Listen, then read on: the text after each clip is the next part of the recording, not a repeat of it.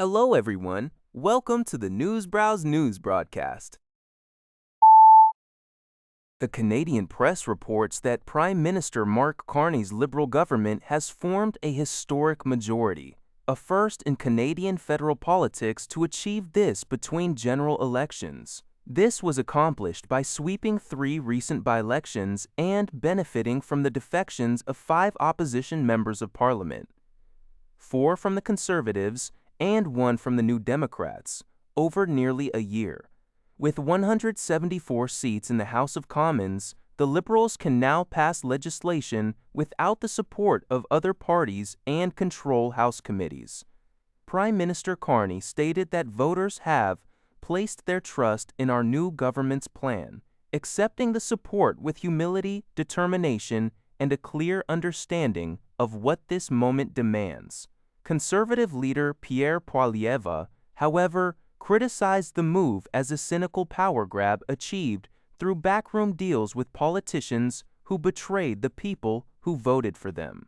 The by-elections included wins in Toronto area strongholds University, Rosedale and Scarborough Southwest, and a hard-fought rematch in Terrebonne, Quebec, where Liberal Tatiana Auguste secured victory by a few hundred votes after a previous one-vote win was overturned due to a clerical error. UPI has released its list of famous individuals celebrating birthdays on April 14, 2026.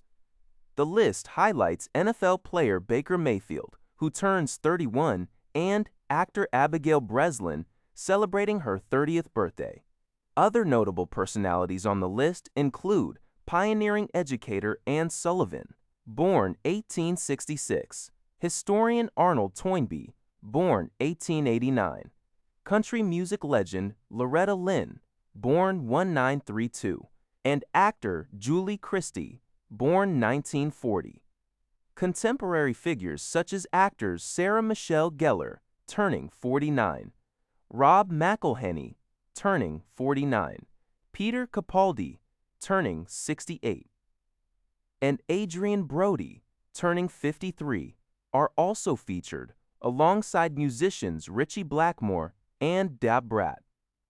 The article spans a wide range of professions and generations, acknowledging prominent birthdays.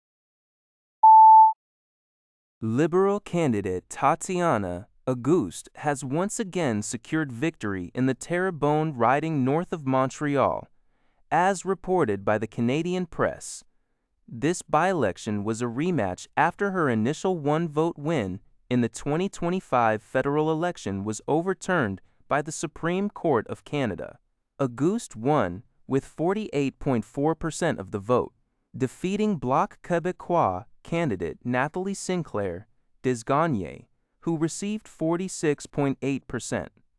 This victory, combined with Liberal wins in 2 Toronto ridings, resulted in a clean sweep of the evening's 3 by-elections, giving Prime Minister Mark Carney's Liberal Party 174 seats and a majority in the House of Commons.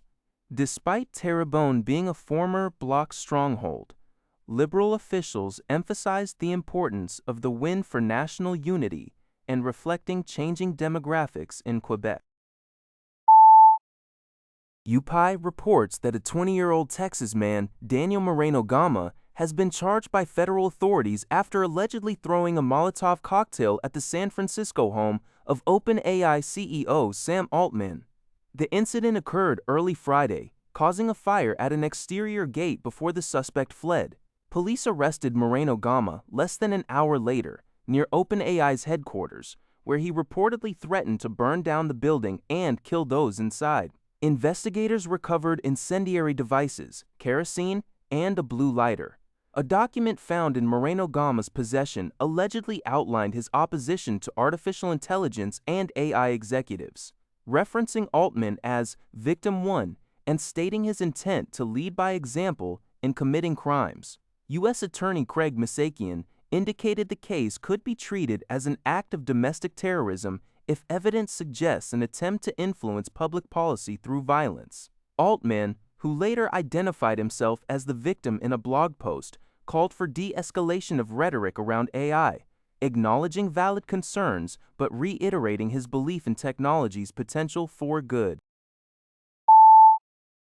Al Jazeera reports that Super Typhoon Sinlaku, the strongest storm of 2026 so far, is currently bearing down on the remote northern Mariana Islands in Guam in the northern Pacific Ocean. On Monday, the storm recorded sustained winds of 278 kilometers per hour, 183 mile bat part an, 193 mile bodies, by midday, Tuesday local time, in due as. Sinlaku was approximately 126 kilometers. That's rather 7. Tastward ur per hyen, part bo. Mile the brat es. While the typhoon is showing signs of weakening and may hit the northern Mariana Islands as a Category 4 or 5 storm, Guam's Office of Civil Defense emphasizes it remains extremely dangerous. Warnings include widespread rain, flooding, and destructive winds that could lead to power outages. Guam is expected to avoid a direct hit, but will still face high winds of up to 80 kilometers per hour, 50 miles per hour, and gusts reaching 105 kilometers per hour. 65 mile per hour.